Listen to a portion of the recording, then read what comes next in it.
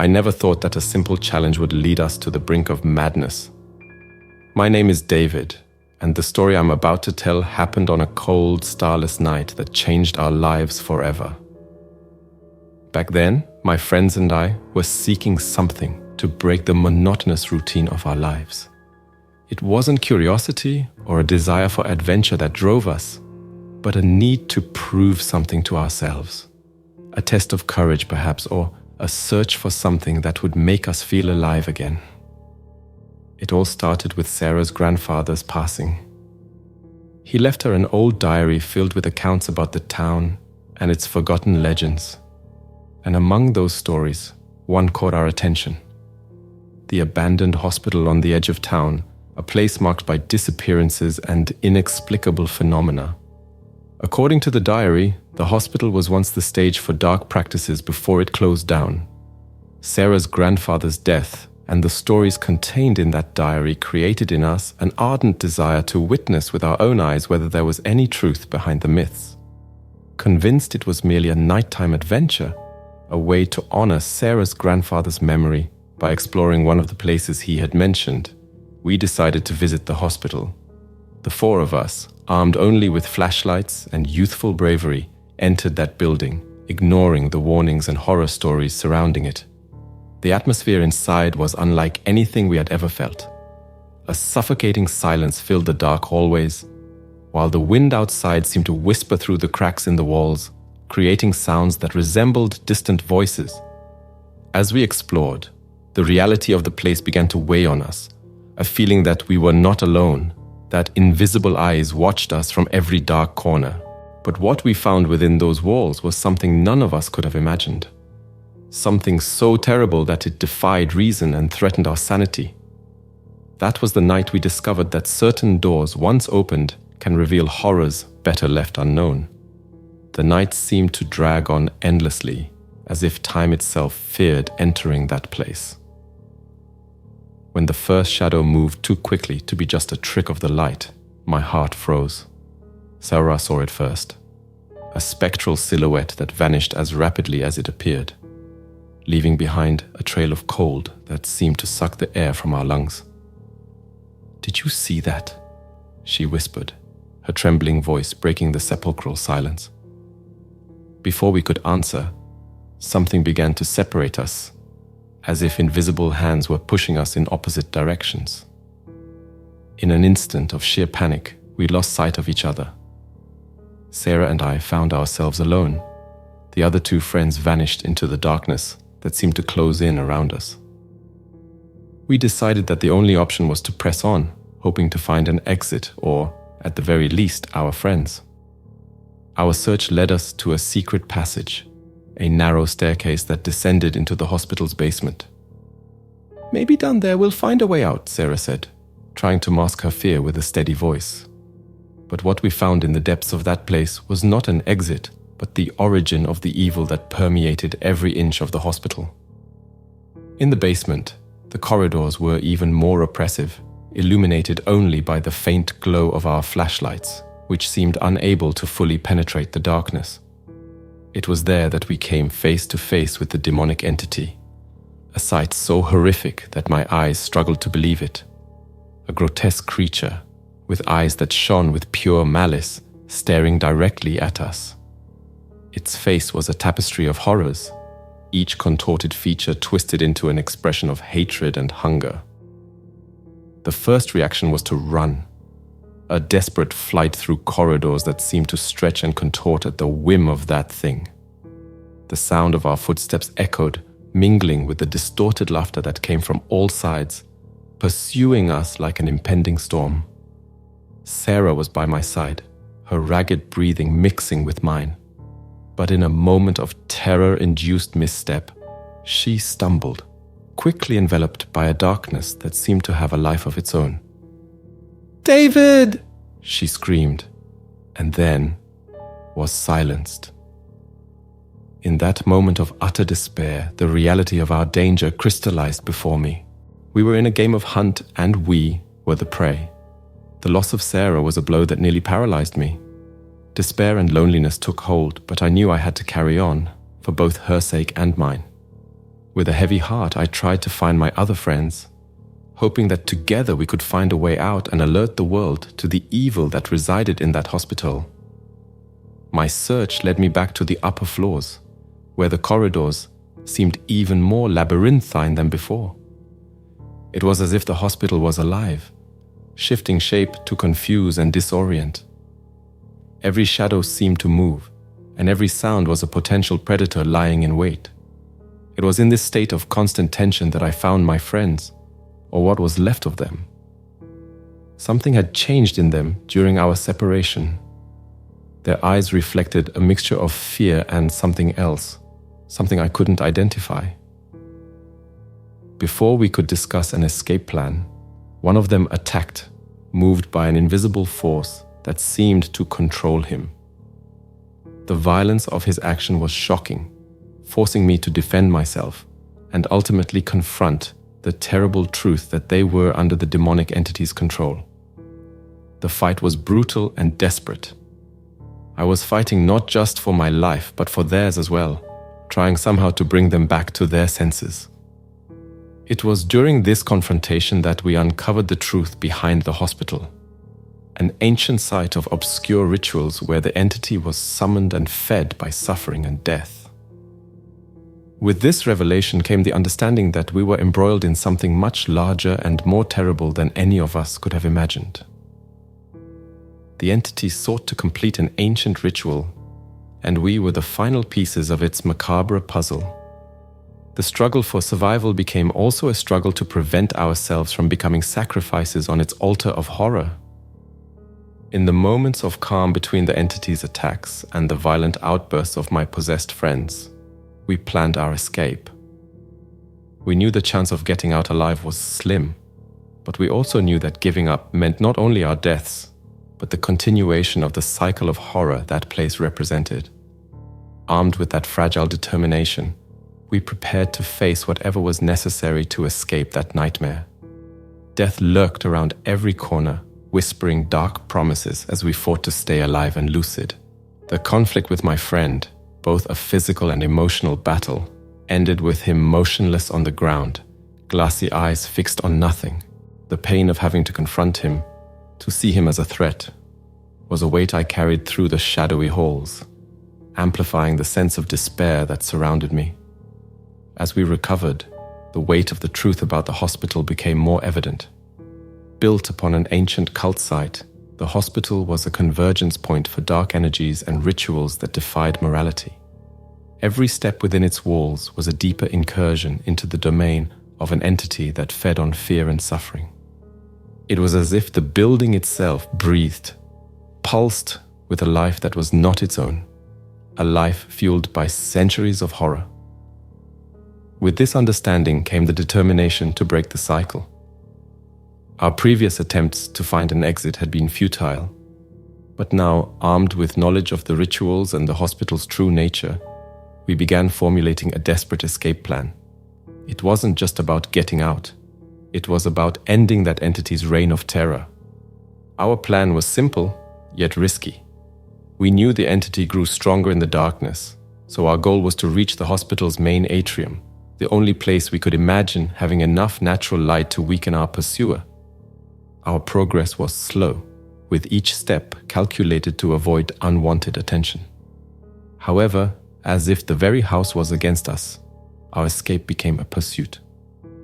The entity, aware of our attempt to flee, launched into a fierce hunt, determined not to let us leave alive. The chase was a nightmare made real. Corridors that had once seemed familiar now twisted and morphed before our eyes, creating a living labyrinth designed to confuse and disorient us.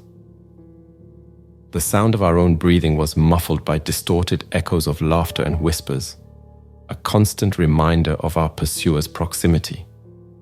It was a race against time and against the darkness itself, with every shadow potentially the last thing we would see. Yet despite the terror and adversity, there was a flicker of hope that refused to be extinguished.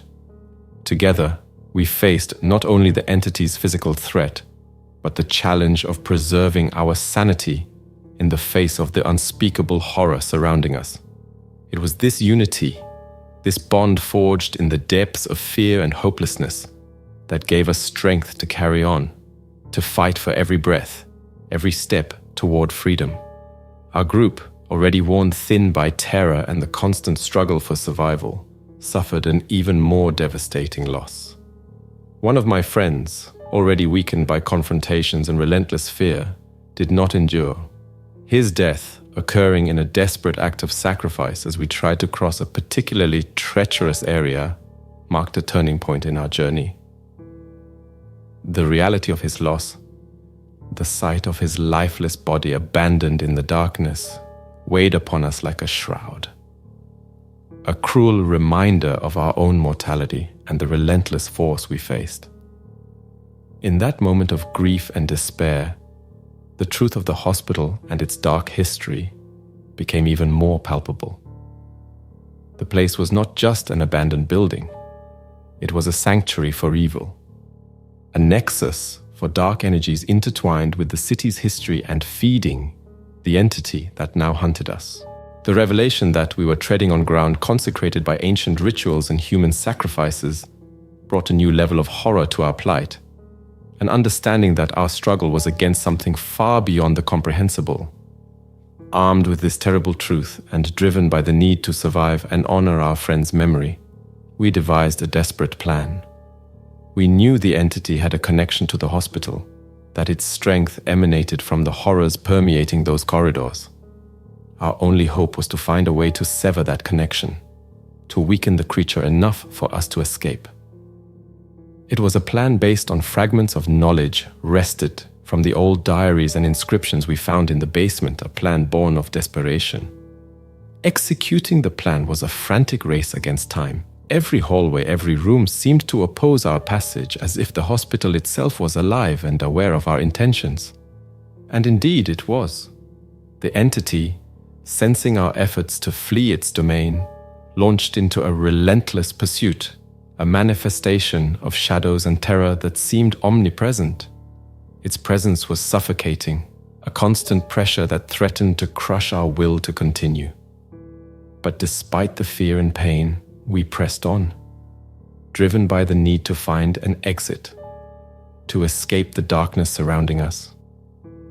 The struggle to reach freedom was punctuated by moments of pure terror, where every shadow could be the prelude to an attack, every whisper a death sentence. But even in the face of the abyss, we maintained our determination, our refusal to give up or succumb to despair. It was this tenacity, this unwillingness to accept the end, that guided us through the shadows, in pursuit of a light that seemed ever more distant, but never entirely out of reach. In the shadow of our desperate flight, we faced a choice none of us wanted to make. One of us was gravely injured, his strength quickly waning, turning him into a burden for the group.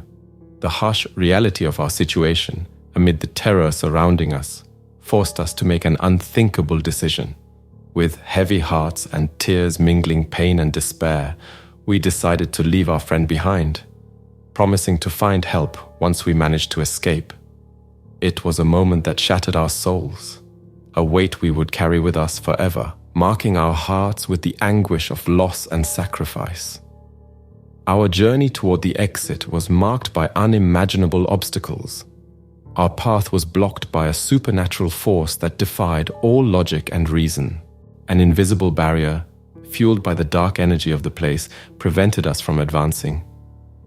It was as if the hospital itself did not want to let us go, as if the entity hunting us wished to keep us there, prisoners of its malign will. Our attempts to break through the barrier were futile, each effort only serving to drain what little strength remained. It was then that we realized the terrible truth. To break the barrier and escape, a sacrifice would be required. The entity demanded a tribute, a soul to replace those trying to flee its domain. The despair and fear that this realization brought were overwhelming, yet clear as crystal. We were trapped in a deadly snare, and the only way out demanded a price none of us were prepared to pay. Faced with this terrible choice, one of us stepped forward, offering themselves as a sacrifice so that the others could live. It was an act of courage and unconditional love, a decision that left us stunned and deeply moved. Watching our friend sacrifice himself, voluntarily offering himself to the shadows that waited to consume him, was a moment of indescribable pain, but also of profound gratitude. His sacrifice allowed us to cross the barrier, fleeing into the faint light of dawn that was beginning to seep through the hospital's broken windows. The freedom we found on the other side was bittersweet, as the daylight bathed our faces, marked by the suffering and terror of the previous night. The weight of loss and sacrifice hung over us. We had escaped, yes, but at what cost? The memory of those we lost, and the knowledge of the evil that continued to reside within those walls, would follow us for the rest of our lives. A grim reminder that certain shadows can never be fully escaped. Leaving the hospital was only the beginning of a long journey back to normalcy, a task I soon discovered to be impossible. The experience in the abandoned hospital had changed me in ways I was still struggling to understand. The death of my friends, the final sacrifice that allowed my escape, echoed in every moment of silence, a constant reminder of the price that had been paid for my survival.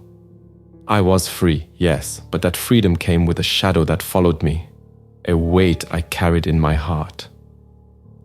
In the days that followed, I tried to resume my life, but the scars of what I had endured were too deep to be ignored. Those around me noticed the change, saw the distance in my eyes, the way I became lost in dark thoughts.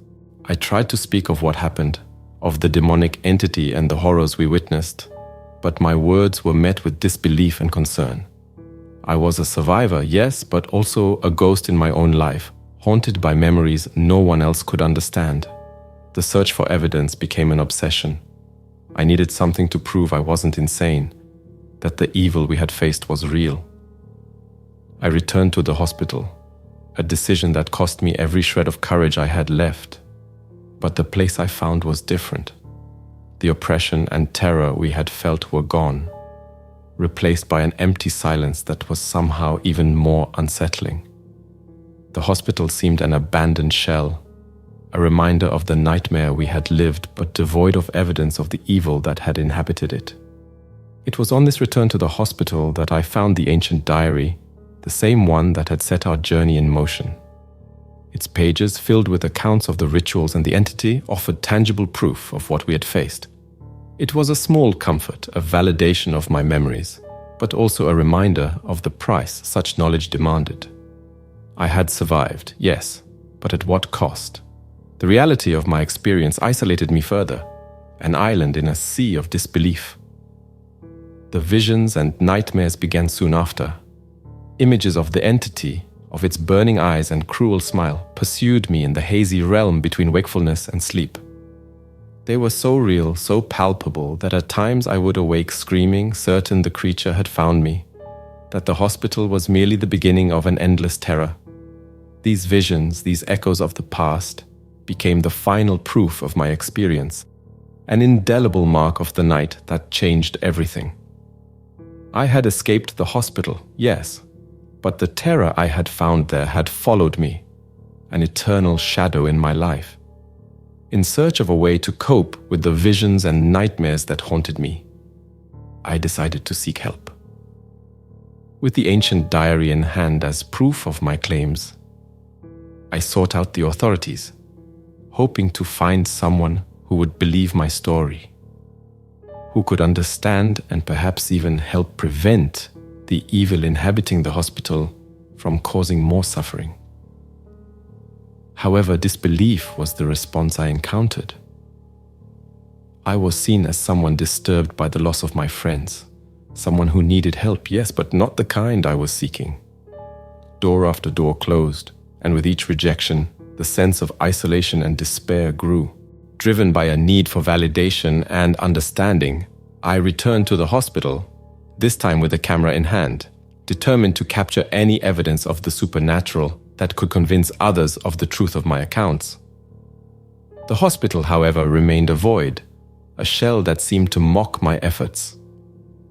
The shadows that once moved with malicious intent were now just shadows, and the silence that had once been filled with distorted whispers and laughter was now just silence. It was a frustrating journey that left me questioning my own sanity. Had it all been an illusion, a product of terror and extreme stress? This doubt consumed me, eroding the little peace I could find in the brief moments of forgetfulness. The line between reality and hallucination grew thinner, and I found myself trapped in an internal battle, struggling to discern the truth within the labyrinth of my own mind. This struggle, however, found a moment of respite when, leafing through the diary's pages once more, I discovered notes I had overlooked. Details about the rituals and the entity I had not given importance before.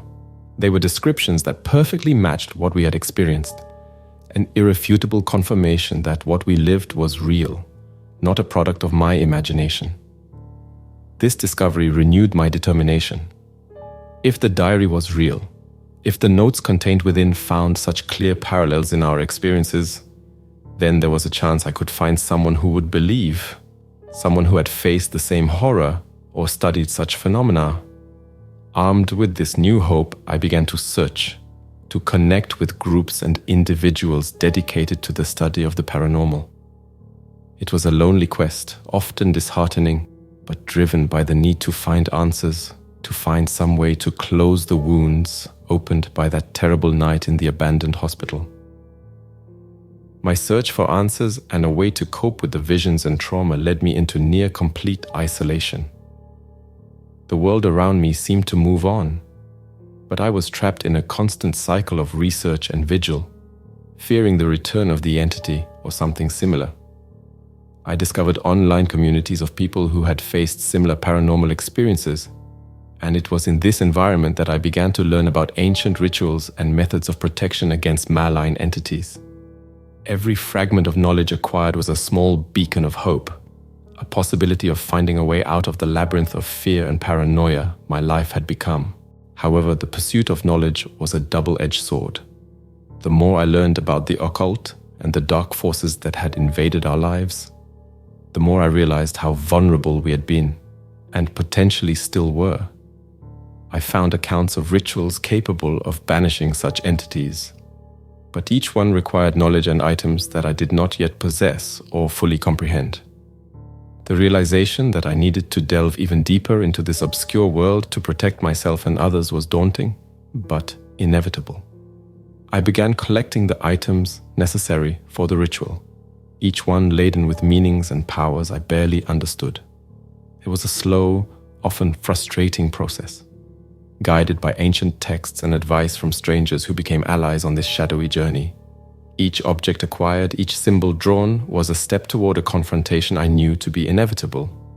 The entity's presence, though no longer visible, was still a constant shadow in my life, a chill I felt down my spine, a pressure that reminded me of the terror we had faced. Over time, my home transformed into a sanctuary, filled with protective symbols and sacred items. Every corner was marked with salt, every window and door sealed with symbols I hoped would keep evil at bay. It was a chosen isolation, a fortress against the shadows I feared, but also a prison I had built for myself. Yet despite the fear and loneliness, there was a steady determination in my heart. I would face this entity again if need be, and this time I would be prepared. The preparation for the final confrontation consumed my days and nights, a blend of fear, anticipation, and the silent hope that perhaps I could find a way to end the cycle of terror that had begun on that fateful night in the abandoned hospital. The night chosen for the ritual came sooner than I expected, every beat of my heart seeming to echo through the house. A countdown to the confrontation I both dreaded and longed for.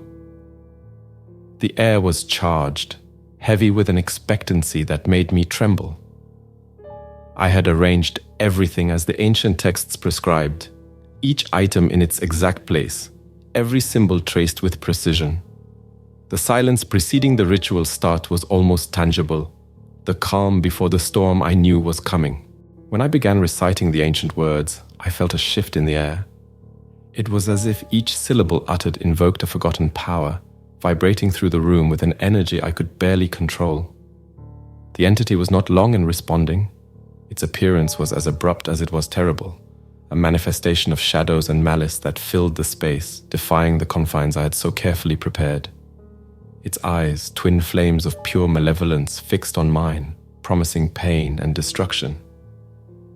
The ensuing struggle was beyond physical. It was a battle of wills, a test of faith against fear, of light against the shadows that threatened to engulf me.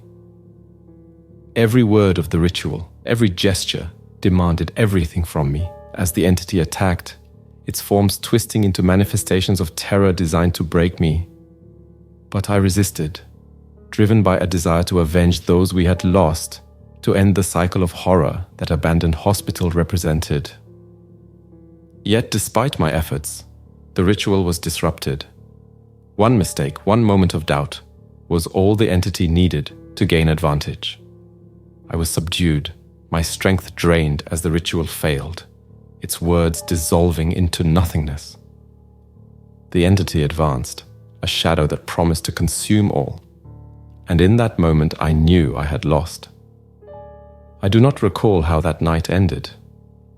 There are gaps in my memory, moments lost to the terror of that confrontation. When I finally came to my senses, the sun was rising, but the darkness within me had not dissipated. The hospital remained, a scar on the city's landscape, and I knew with a chilling certainty that the entity still dwelt there, waiting for the next soul brave or foolish enough to cross its threshold. My story ends here, not with the victory I had hoped for, but with a warning. There are things in this world better left undisturbed, shadows that should not be challenged. The abandoned hospital is one of those shadows, a place where evil resides, patiently awaiting its next moment. And I, marked by what I experienced, remain here, a living reminder of the price of curiosity and arrogance, a haunted soul plagued by memories of a night I wish I could forget.